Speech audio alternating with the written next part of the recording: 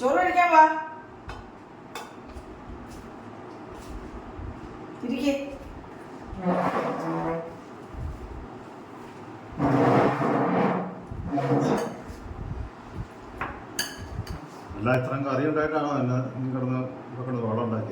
പിന്നെ കറി വെക്കാനൊന്നുമില്ല, ഒന്നുമില്ല. നിങ്ങളോട് ഇന്നലെ തൊട്ട് രാവിലെ തൊട്ട് പറയുമല്ലോ, നിങ്ങൾ ഫോണിനകത്ത് പിന്നെ കളിച്ചോണ്ടിരിക്കുമല്ലേ.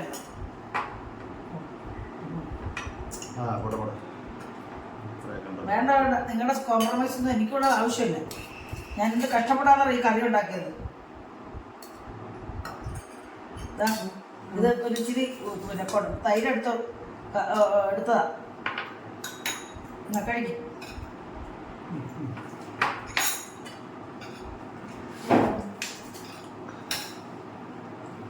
മക്കളെ ഇന്നത്തെ ഭക്ഷണം കേട്ടോ. ഇന്ന് കറിയൊന്നും വെക്കാനൊന്നുമില്ല.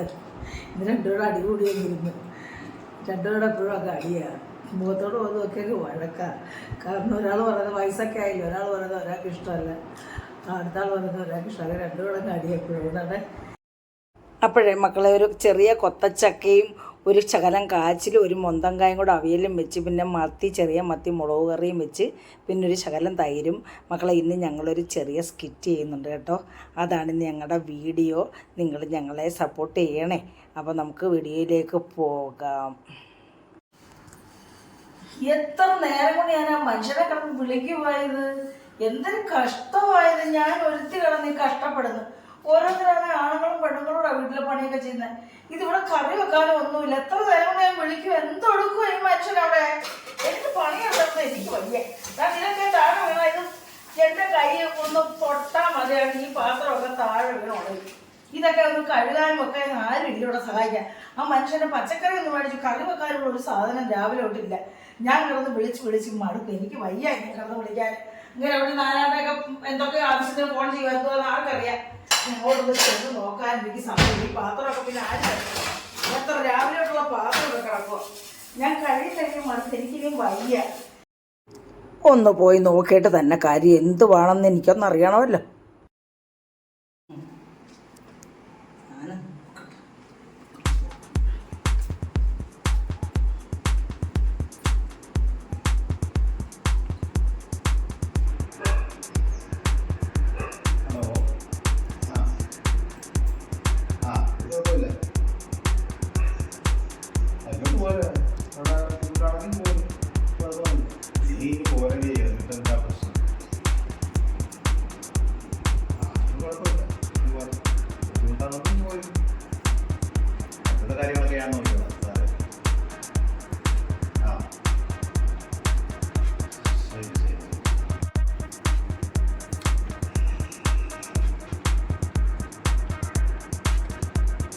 നേരമായി ഞാൻ വിളിക്കപ്പെടില്ല. ഞാൻ വരാന്ന് പറഞ്ഞ കാര്യം ഇപ്പൊ മനസ്സിലായി. ആരാ മുന്നിൽ വയസ്സാക്കാൻ നിങ്ങളെ വിളിക്കുന്നത്?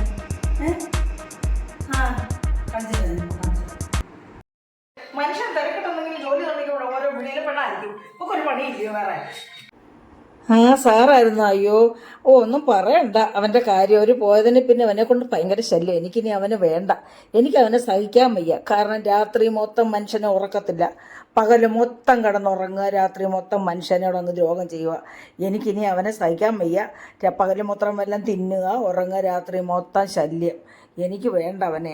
എനിക്ക് അവനെ കൊണ്ട് പൊറുതി മുട്ടി. അവനെ പോട്ടെ, എവിടെയും ഇറങ്ങി ഞാൻ ഇറക്കി വിടുക. ഇവിടുന്ന് എവിടെയും പൊയ്ക്കോട്ടെ. എനിക്കിനി അവനെ പോറ്റാനേ വയ്യ. ഇല്ല മനുഷ്യൻ കിടന്ന് വിളിക്കും എന്നെ. അങ്ങേരെ ഓർക്കുന്ന അങ്ങേരെയാണ്ട് പറയുവാന്ന് വിചാരിച്ചേ.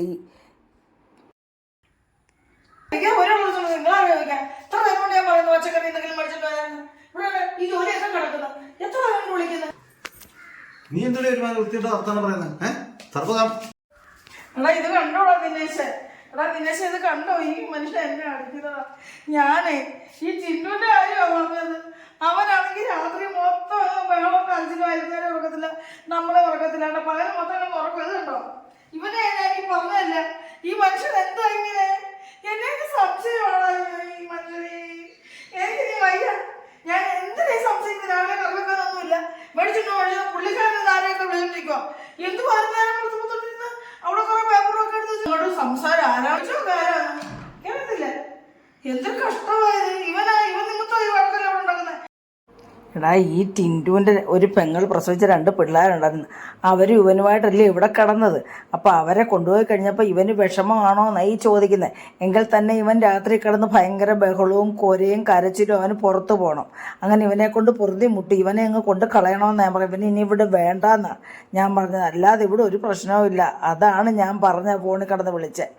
അതാ ഈ പറയുന്നതല്ല, ഇവിടെ ഒരു പ്രശ്നവും ഇല്ല.